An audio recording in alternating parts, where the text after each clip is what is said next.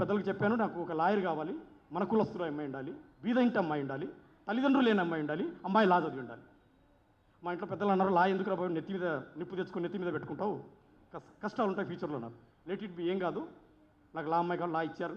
లక్కీగా గుడ్ల అదృష్టాన్ని బట్టి, దేవుడి యొక్క నడిపింపుని బట్టి నాకు మా ఊరి నంద్యాల, నాది కోవెలకుంట్ల, మా ఊరికి 30 కిలోమీటర్స్లో నంద్యాల అనే పట్టణంలో ఈ కాలింగిరి శాంతి, ఈమె కూడా ఎస్టీ ఎరుకల, బంధువుల ద్వారా పరిచయము, పెళ్లిలో పరిచయము, పెద్దలు చూసి పెద్దల మధ్యలో వివాహం 2013 నవంబర్ 9లో పెద్దల మధ్యలో పెద్దల సమక్షంలో ఎంగేజ్మెంట్ జరిగింది.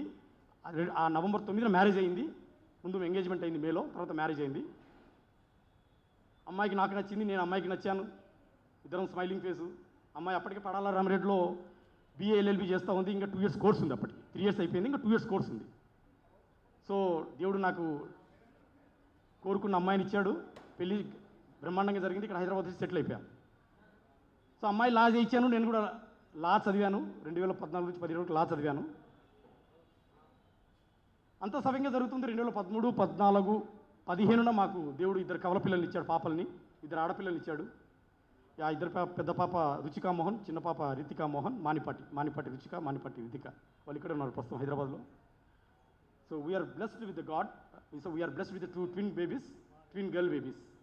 2 ట్విన్ కవల పిల్లలు 2013లో. ఇది పెళ్ళి అయింది 2013లో, పిల్లలు అయింది నాకు 2015లో. ఈ మా మిస్సెస్ శాంతి నేను, ఇది కార్లో ట్యాగ్, కార్లో ట్యాగ్.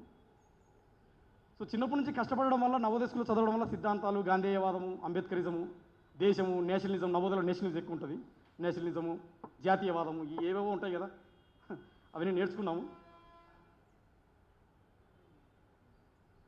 2014-15లో నా మిసెస్ లా అయిపోయిన తర్వాత అమ్మాయి డైరెక్ట్గా కోచింగ్ తీసుకుంటాను, జూనియర్ సివిల్ జడ్జికో లేకపోతే ఏదో కోచింగ్ తీసుకుంటాను. అమ్మ డైరెక్ట్ కోచింగ్లో కూర్చోవద్దు,